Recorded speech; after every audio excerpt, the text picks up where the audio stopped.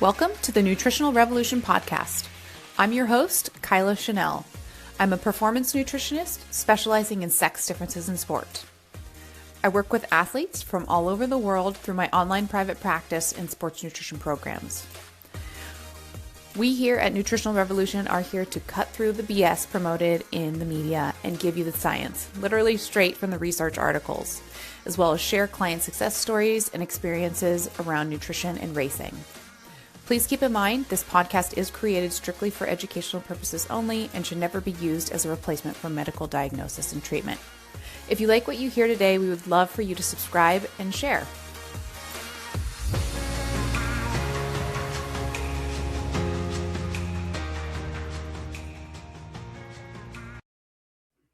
Hello, everybody, and welcome back to the Nutritional Revolution podcast. We have for you guys Dani Moreno. Thanks for joining us, Dani. Thanks. I'm excited to be back for the second time. Yes. When we had you on last, did we have you and MK together? I think it was just me. And then Okay. Maybe you had MK on separate. We definitely had MK on. I might be thinking of when I was on your podcast. Oh, yes. Because I feel like I can picture both of you guys on the screen at the same time. For our listeners, we will link in the show notes the last episode we had Dani on, so you can go back and listen to that and get an idea of all the things we're going to be diving into today. But as per usual, our episodes, we are going to do your two truths and a lie in no particular order. So I'm going to let you break those down. I'm going to type them down so I have them in my memory, and then I'm going to guess which one is your lie. Okay. First one is I've been featured on ESPN. I think that's the true second already. One is my first running partner was my brown lab. Oh. And my third one is I had two middle names. Ooh.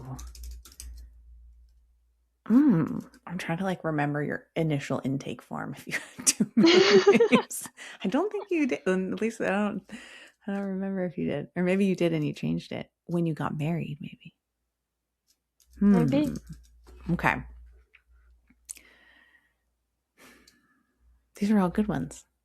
Thank you. Okay. I'm going to say the middle name's one is a lie, but don't tell me the answer. Yeah. I want to hear about this ESPN story. I feel like that's got to be true. I feel like it's got to be. Okay. Well, I'm going to have you, Dani, break it down for us. For our listeners who, well, I'll let you explain it. Dani and I have been working together for a minute now. But I'll let you share. Our listeners are primarily endurance athletes, but some of them are cyclists. So they might not all be versed in the trail running world and ultra running and all that. So I'll let you give a little background to what you've been up to. Tell us about your sport. What's coming on the calendar for you? Yeah, so I believe I first reached out to you to interview you for my friend and I's podcast, the Subhelp podcast, because we were doing this series called Candid Coaching. Mm-hmm. And so I found your information online because you had worked with a lot of endurance athletes already.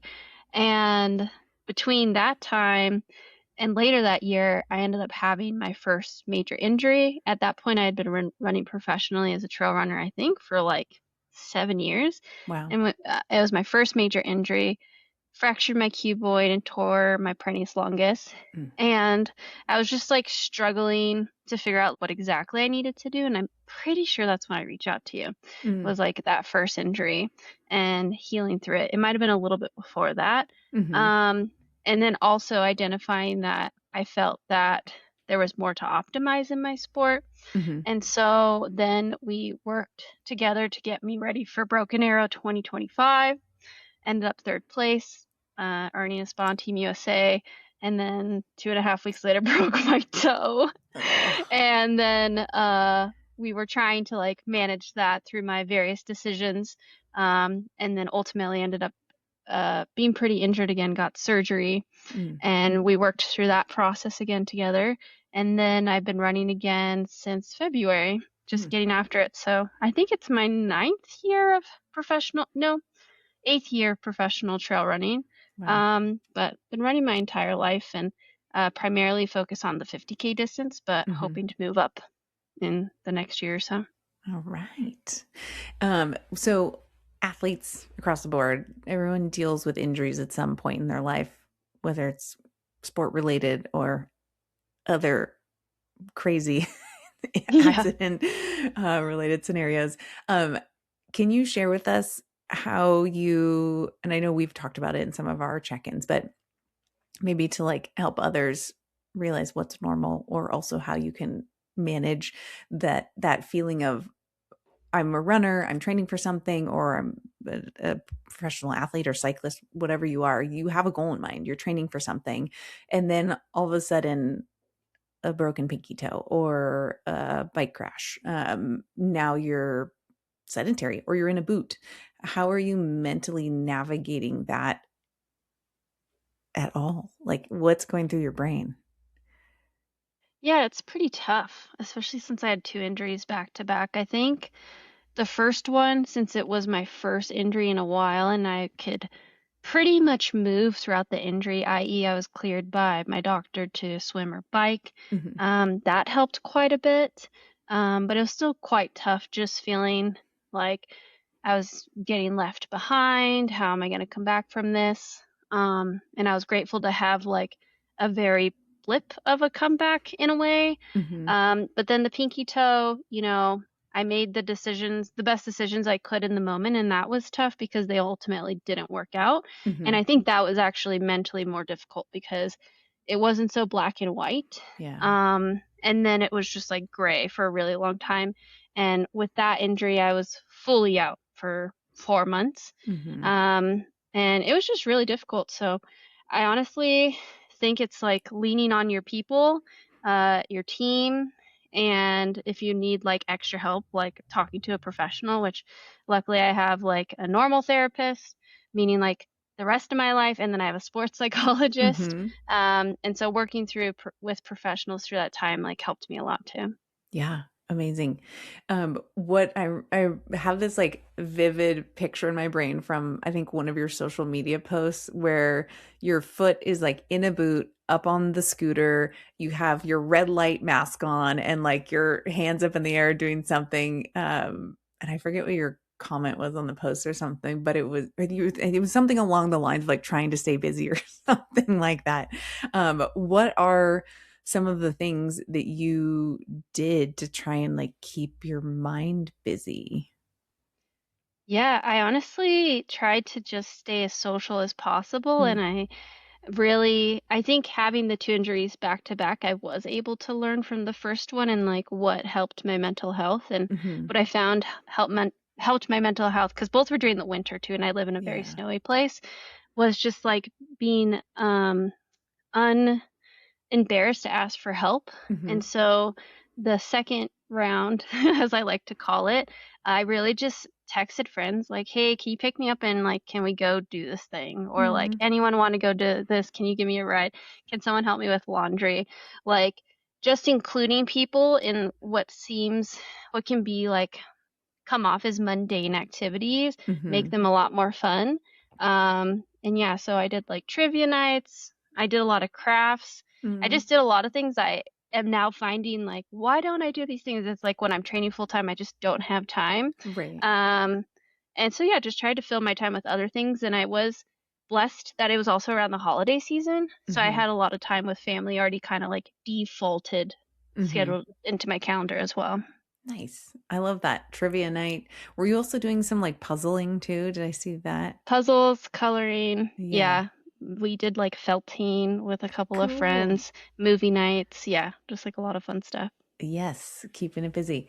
And then let's see, nutritionally, so you had a broken pinky toe. So when we're working together, things I'm always thinking about of like what tissues are impacted. You had a broken pinky toe, but then that progressed into a surgery. So we were surgeries touching on obviously skin, tendon, ligament, bone, all of that. Do you want to share like what we were working on nutritionally or what we were watching and things that we were noticing like maybe needed improvement in the diet? Oh, 100%. Yeah. Because I do think that's a huge part why it's been able to rebound quickly was Mm. I think as athletes, I would say especially endurance athletes, and I don't mean to generalize, but we're used to doing so much work. And Mhm. then it's like, oh, now I need to eat a lot. And Mhm. it's like defaulted in our brain, like big training, big fueling / recovery. And so when you're sedentary and you're like coming off of an injury or surgery, your brain doesn't necessarily think, oh, fuel and recover. It's like, I'm just, in our heads, it's like, oh, in quotes, we're doing nothing. We're just laying here, and like not moving our body. And so, yeah, leaning on you for the expertise of like, no, you should actually be eating way more than you realize because your body is still working. And so, yeah, obviously you're the professional, but the things I remember are fish oil, a lot of calcium, collagen was like a huge one, constant collagen, and like keeping the rest of my blood good pretty much. Like we still got blood tests while I was recovering, which I think a lot of people don't think to do. Yeah. Yeah. Hey everyone, when's the last time you actually looked under the hood with comprehensive blood work? Most of you are training 10, 15, 20 hours a week, but have no idea if your body has what it needs to perform. Here's what we see constantly: low ferritin tanking your aerobic capacity, vitamin D deficiency that's increasing your injury risk or keeping you sick, elevated cortisol from overtraining, thyroid markers that are normal but not optimal for an athlete. So that's why we created our full athlete blood panel. We test everything: complete metabolic panel, advanced lipids, iron stores, vitamin D, B12, folate, magnesium, testosterone, cortisol, thyroid, insulin, hemoglobin. You name it, it's over 20 markers that directly impact your performance and your recovery as an athlete. You can get tested as soon as tomorrow morning. Check the show notes for the link to order. Some state restrictions do apply, but it's available in most of the US. Stop guessing and get the data. A big thing, remember too, is like we kept watching your vitamin D in diet. Yeah. Because obviously vitamin D will help. Vitamin D3 and K2 will help drive where that calcium goes that we're getting in our diet. And we were doing some, you're doing some supplemental calcium as well in there. So yeah, we were seeing kind of like where the gaps are, like what can we get from real food, and then where are we not able to like increase that more. And then also to your point, yes, when your body is healing and repairing, there's an extra energy demand. Even if you're just laying there doing nothing to heal that injury, we do want to make sure there's enough energy availability to support that reparation. So that was something too we were watching and making sure it wasn't, in excess. And every injury is so different. Like I remember in my undergrad, there's these different like equations you can use, but they go all the way to the extreme of like someone who has an entire body of like burns. And it's like, that's obviously like very high energy demand. And then we're looking at something like with you is like a pinky toe is broken. So like what is that energy demand? And then what about surgery on that pinky toe? And so it is an interesting area, and how minute is that or not, like that energy demand piece. But it is always important. I also tell my athletes, if you're sick or injured, tell me as soon as possible. Like a lot of times they'll kind of slowly disappear into the distance and I won't hear from them for a while. And they're like, oh yeah, I was sick. I'm like, there's things we can do nutritionally to help get you through that faster. Like, let me know. So yeah, I think people sometimes too can forget or not realize or not know the impact of nutrition on those things. But yeah, we definitely, you went through a lot. You went through a lot with your toe, and I'm super happy you're back and moving. Let's see. So we talked about ways because I do get like clients and listeners too all the time asking or sharing injuries and really just feeling like defeated. Was there ever any books or podcasts you listened to that helped you kind of reframe your thoughts around the injury and being less active or not being able to train? No, it was pretty hard the whole time. There wasn't like like, there'd be glimpses where, it just ebbs and flows, to be honest. And when I did notice, like when I got more sunshine, I felt good. I like took a couple trips to Southern California, and that really helped, just like mixing up the space that I was in instead of feeling kind of like, I don't know, a little trapped where I was. But yeah, I honestly, just talking a lot to like professionals helped a ton. Yeah.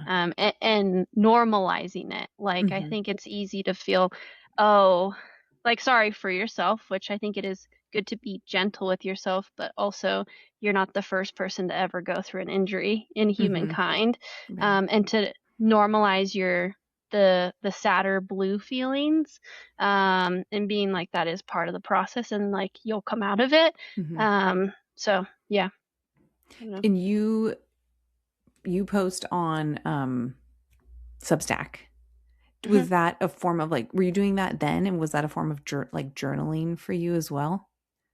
Yeah, it's interesting because I just started writing another Substack, whereas Mm, when I was injured, I was writing them more consistently. And mm-hmm, yeah, it definitely was like a creative outlet for me to mm-hmm. just share what I was going through and like put my thoughts onto a tech, like, I don't know, wireless paper.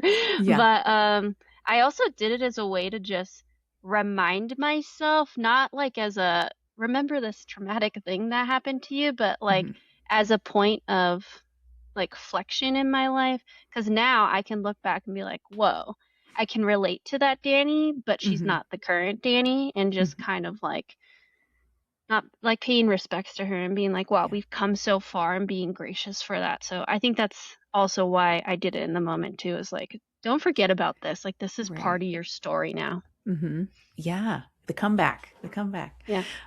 So let's see. What's coming for our listeners? What is the next coming down the pipeline thing for you on the calendar?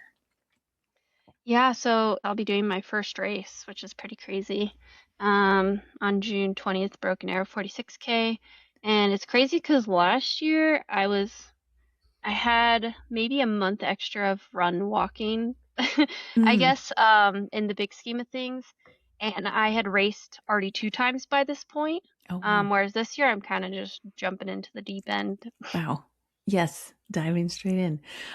With your progression, with that being 3 weeks away, what kind of things are you doing from a nutrition lens? Like what walk us through like what is I know the answers to this, but for our listeners, walk us through what's a normal breakfast for you? Oh my gosh, it's more carbs than you would think. I've gotten more used to this.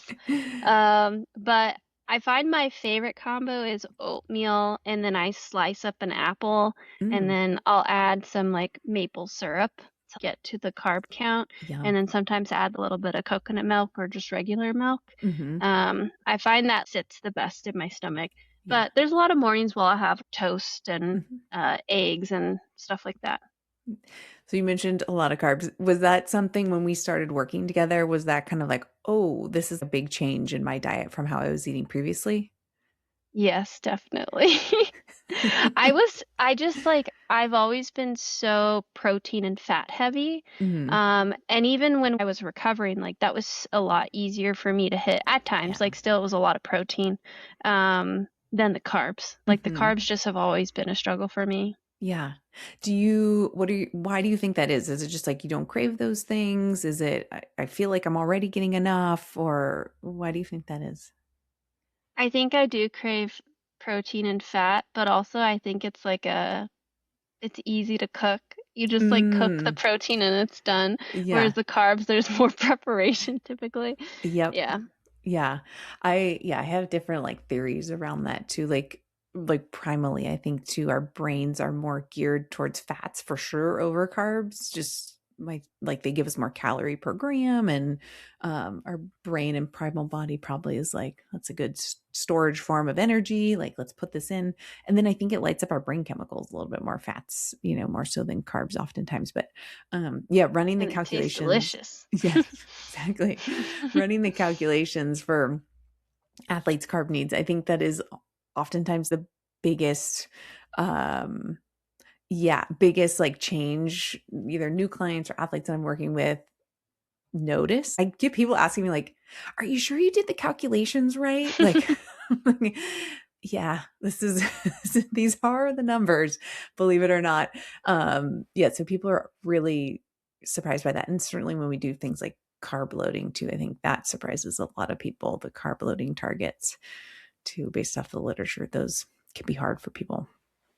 Yeah, So, that's a um, hard one for me for sure. yeah, we're testing some carb stuff with you, carb loading stuff. So we got your breakfast. It sounds delicious. Are you doing that on the stovetop? Yeah. Okay. And then do you do your training sessions shortly after breakfast? Yeah, I usually like 30 to minutes to 2 hours, Hmm. depending, like probably 30 minutes to 90 minutes, I would say. I have a pretty good stomach with that stuff. Like I can eat Yeah, and go straight out most of the time. that's awesome. good gut training tolerance. What are you fueling with during your training sessions? Never second. And I use a mix of like the C30 unflavored like single scoops Mm-hmm. or the C90 orange. Mm. Those are my two favorites to kind of go through.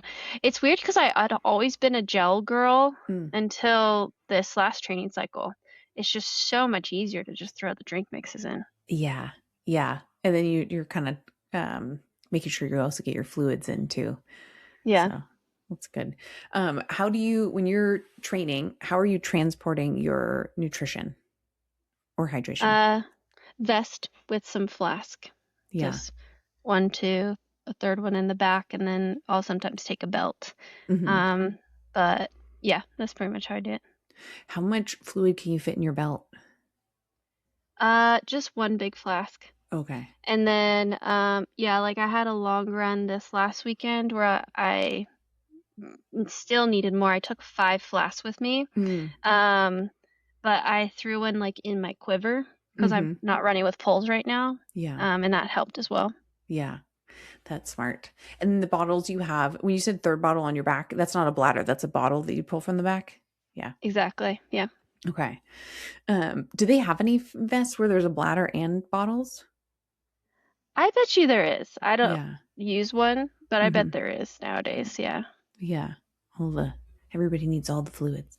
Um, so you get your nutrition during, and then what is happening right after you finish? Um, some mix of like protein and carbs, pretty much. I've been really liking these Fairlife shakes from Mm. Costco. Hmm. They're like 30 grams of protein with some carbs. And Yeah. then I just took a trip to Trader Joe's and they had some pretty good protein smoothie thing where it was like protein, carbs, and fat. Nice. Um, but yeah, usually that like straight after. If I'm going home, I'll make a smoothie with Hmm. some protein in it. Yummy. And what's like if you're doing the Fairlife, what's your carb that you pair with that? Like a banana, something Nice. easy. Get Yeah. something started going in. I think that's a big piece a lot of people miss is like there's been such the talk around like protein shake after work, a protein shake. And then with endurance athletes, it's a lot of it is around like carbs. You need Yeah. carbs in the first like 30 minutes after exercise. So you do that, and then do you get home to like a full meal? Yeah, I'll really beef up the smoothie if I Mm-hmm. can do that and add like fruit and collagen, Mm, vitamin C, just like different supplements and stuff to yummy. that. And then it's kind of whatever the day gives me, honestly. Like Yeah. maybe it's a salad or a sandwich or just like leftovers or something Hmm. like that. Nice. We do actually have this place called All American Dave's in Mammoth Lakes, Mm, and he does these really cool meal plans. And so, based off of the numbers you give me, mm. I send that to him, and then he preps a bunch of meals. And so, I'll just like grab that out of the fridge sometimes too. That's amazing. We need an All Yeah. American Dave's here. Yeah, it's really nice because he That's knows so what he's cool. doing. So Yeah, he'll like write on it, like, oh, this one has X amount of carbs and this much protein. that's so rad. I know there's Yeah. online companies that do that, but it seems nice when you have like a local person like doing it. It's not being shipped across the entire United States to your Yeah. doorstep.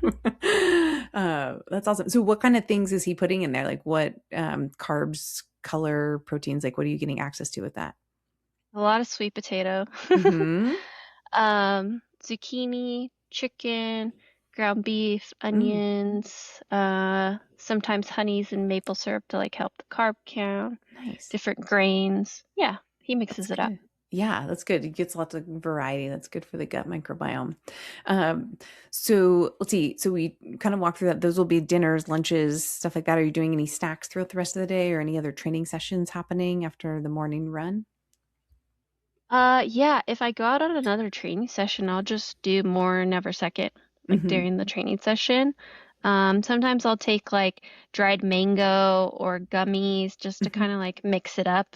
Nice. Um, But yeah, and then honestly, my husband's more of the cook, so I kind of just ask him, like, can we do this and this? And then he's pretty good about making dinner. That's great to have a supportive partner. That is like perfect. You need that in a relationship when you got to eat all the food. Yes. Is he a runner too? No, Yeah. like he likes to run, but he's not a Yeah. runner. Yeah. Well, he Right. is a runner, but you know what I mean. Yes. Yeah. Um, so looking forward to Broken Arrow, what right now is your, I know when we check in, we'll obviously like fine tune all of this, but like what's your game plan for your race morning breakfast for Broken Arrow right now? Kind of like on your radar.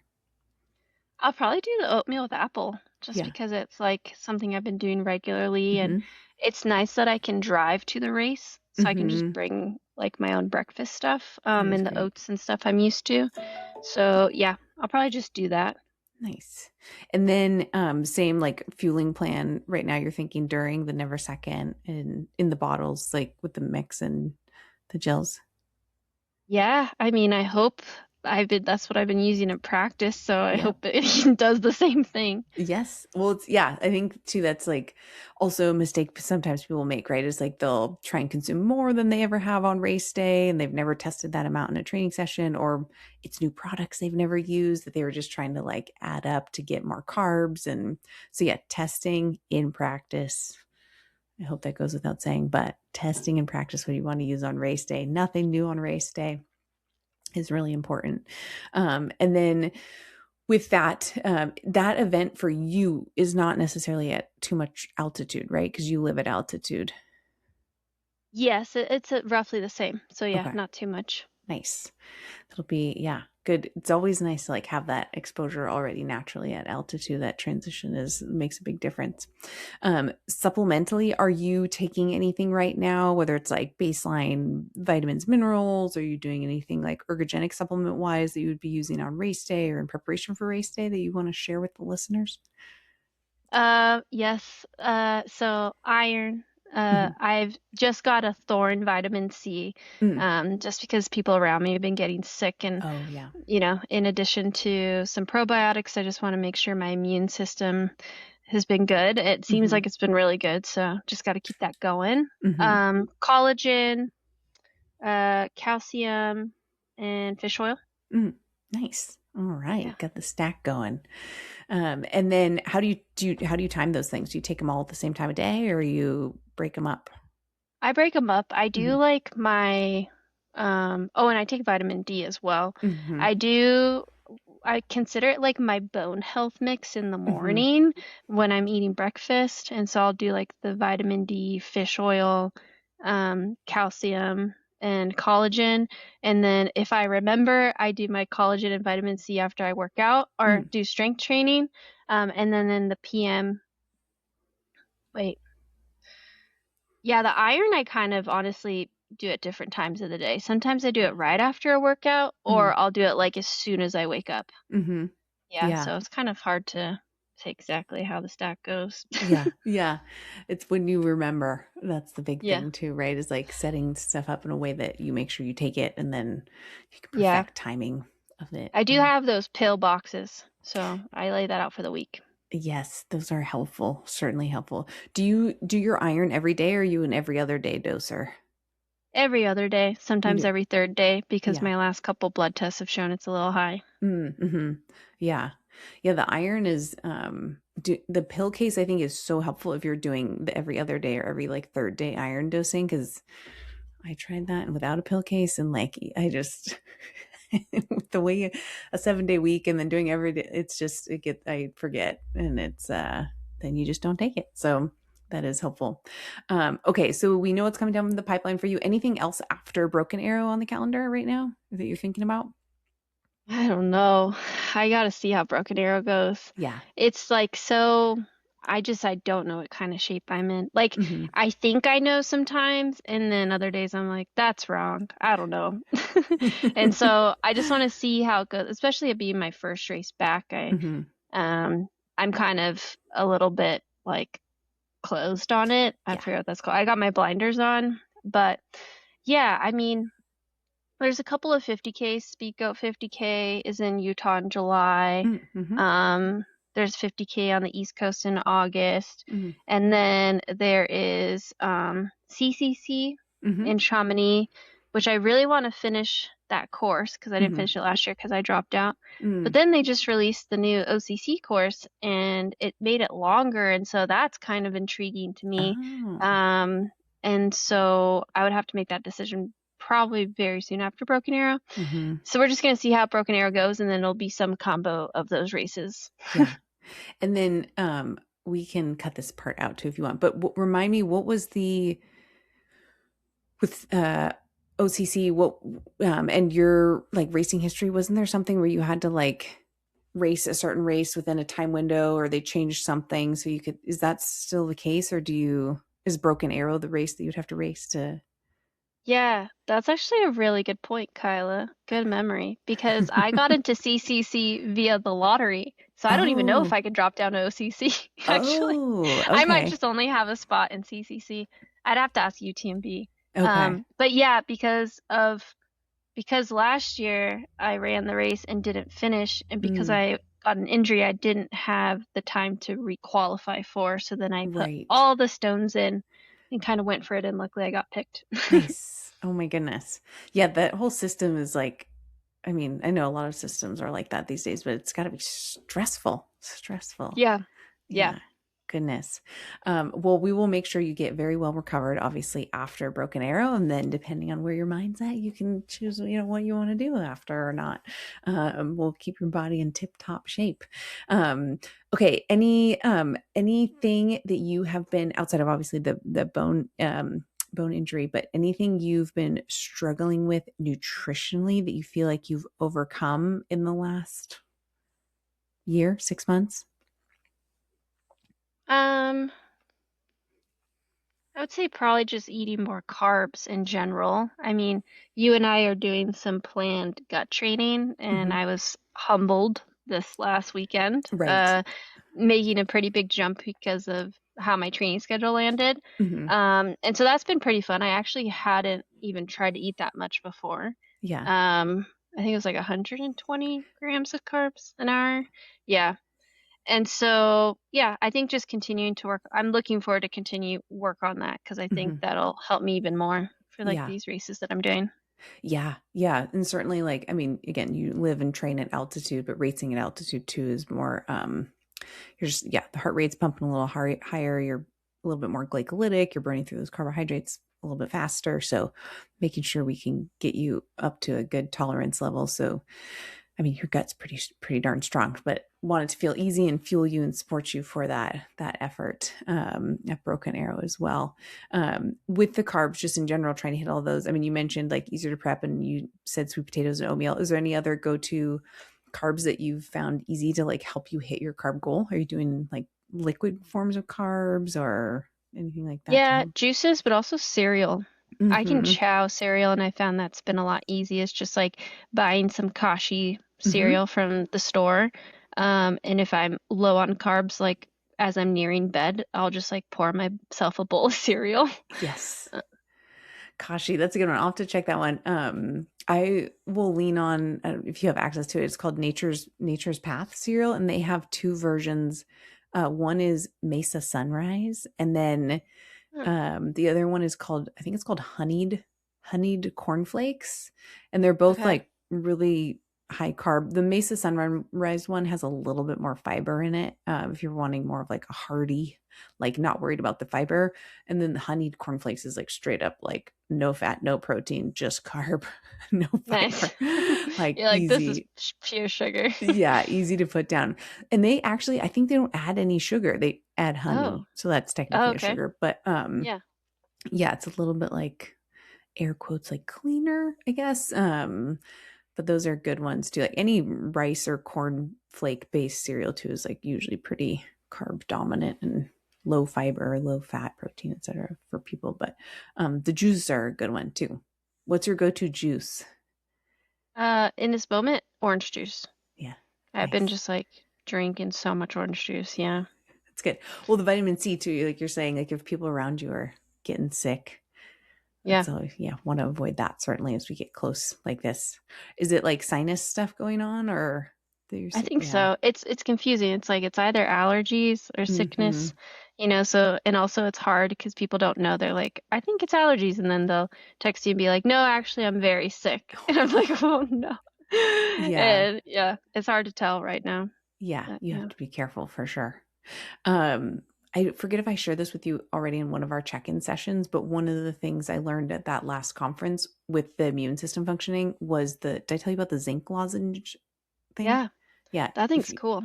you should do that if you like are around people that are sick, just as a preventative to like prevent the viral docking and replication in the mouth.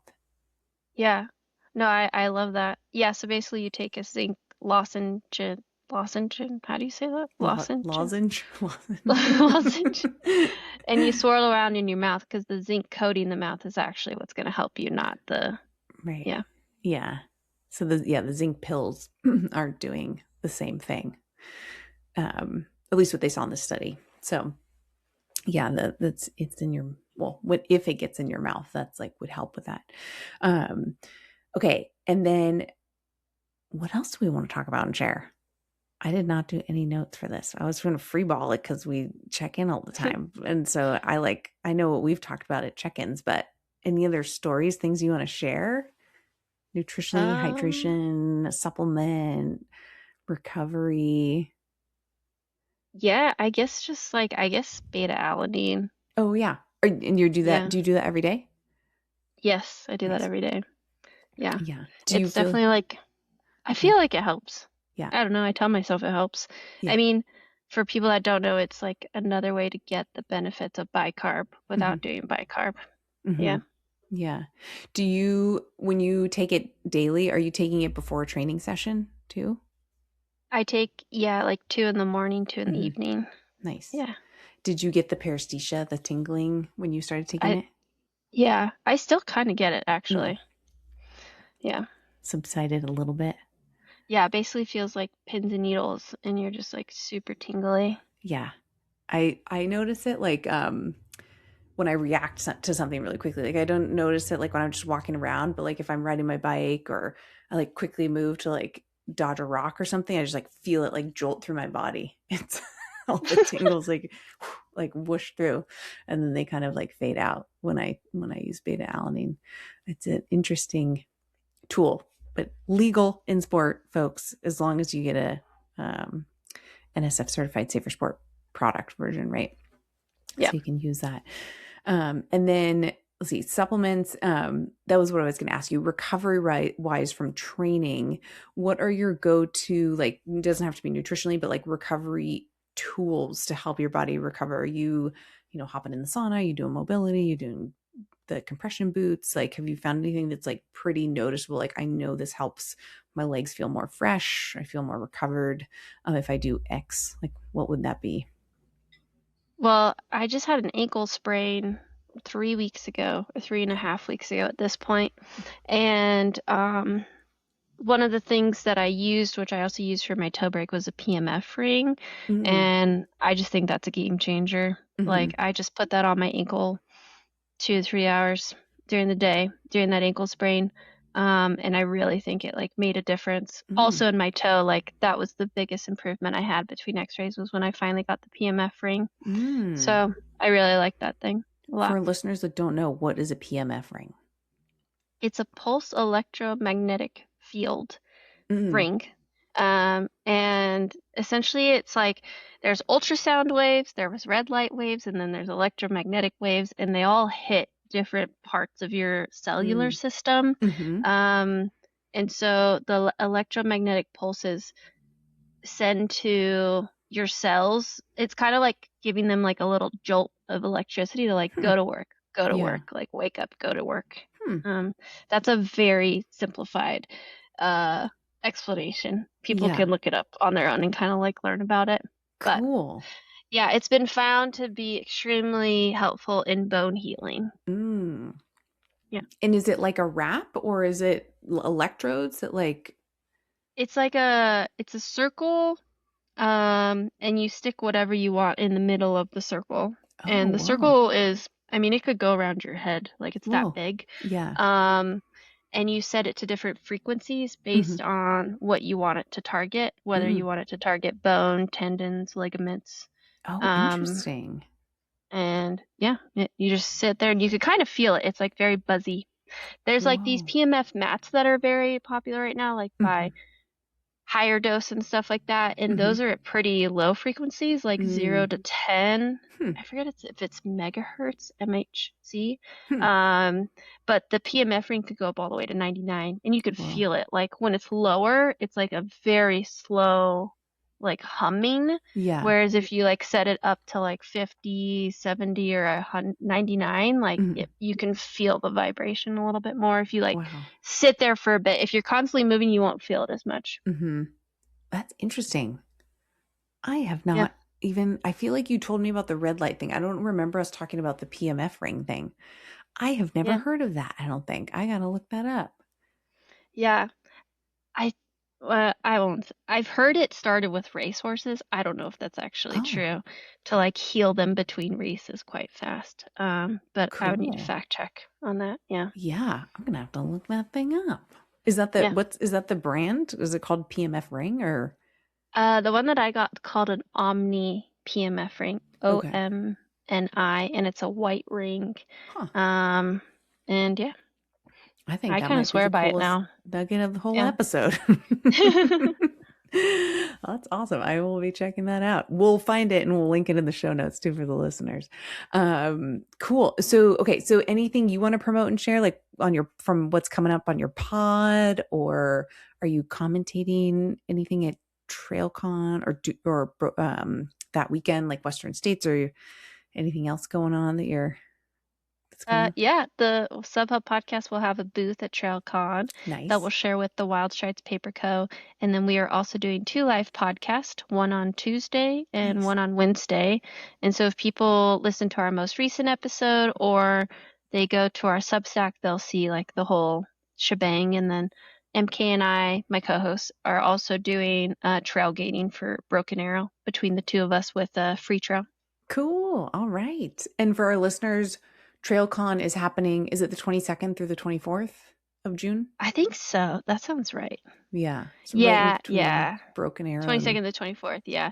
okay. Broken Arrow is the 19th through the 21st, TrailCon's 22nd through the 24th, and then everyone keeps saying we get 2 days off, and then it's Yeah. Western States, but I bet you it's gonna feel gonna like a Yeah. blur. Fly by. Yeah. Yeah. That's a good stretch. What time or when are you arriving in Tahoe for Broken Arrow? I think the Wednesday before. Nice. Yeah, you don't need to do any altitude prep. You're ready Yeah. to roll. Ready to Yeah. roll. Okay, well, I'm going to jump back to your two truths and a lie. So you said Okay. you had been featured on ESPN. Your brown lab was your first running partner, and that you have two middle names. I thought the middle names one was a lie. Which one was it? No, it was my first running partner. Oh, who was He your was a first black running? lab. Oh, you tricked me. You tricked me. So you have two middle names. Do you want to share them? I said I had two middle names, but Oh, yes, so I had It was it was Alma Lynn. Alma was my grandma's name. Lynn oh, was my aunt's name. And as the story goes, I was in the process of being born, and they like kept like arguing about who got my middle name. And my mom was just like, "Shut up! I'm just gonna put both of your names." So then I had both of their names as my middle name. that's a great story. I like that. And do you still have them, or did you change it when you got married at all? I changed it when I got married. So now Yeah. my maiden name is my middle name, so it's Yeah. Daniela Moreno Carroll. But I go Cool. by Dani Moreno in running still, just Yeah. to not cause confusion. Right. Yes. I know. I hyphenated my last name and it was a nightmare. I don't recommend Yeah. it. Like all the paperwork you have to do. Oh Yeah. Lord, it's too Well, I much. still have to do the paperwork because I changed my name, but it's like, yeah, Yeah, you it's be tough. careful because what did I do? I like changed it legally online, but then I didn't, and I think I changed it like with the Social Security office. But then my driver's license I had was like still the same. And then when I Yeah, went to fly, they were like, this doesn't it's tough. match. And I was Yeah, like, oh no. that happened to me too. Yeah, It's rough. it's an ongoing nightmare, folks. Yeah. And then one of my friends, she kind of did what you're doing. I think she said she took her maiden name, made it her middle name, and then took her middle name and gave it to her kid. Yeah, So I thought that's that probably was what cool. I'll do. Like a Yeah. little trickle down effect there. Clever. Different ways to do it. Okay, we're totally talking about nothing nutrition related. I'm sure our listeners love this. Okay, so where can our listeners find you and follow you, Dani? They could find me on Instagram at Dan_Yell_A, or if they follow the Sub Pub podcast, that's like another easy way to find me. Sweet. Well, we will link all of that in the show notes and your Substack so people can check that out as well. And then this has been awesome. I feel like it's always fun like doing a pod with a client because I feel like kind of silly asking you these questions because I know the answers to all of them, Yeah. but I think it's fun for the listeners to hear, how we're working together, but also you've gone through a lot. And I think, again, I hear so many clients where they like really hit a wall when they get injured and they struggle. And I think it's helpful to know that like other people go through the same thing and like how you get through that. I love that you did the trivia and you like really brought in your community and you have your like toolkit of resources of, like you said, therapists or psychologists or stuff like that for like the sports psychology and the just general therapist, all that I think is so helpful. So I appreciate you sharing that. So thank you, Dani, for joining us again for a second time on the pod. Yeah, thanks for having me.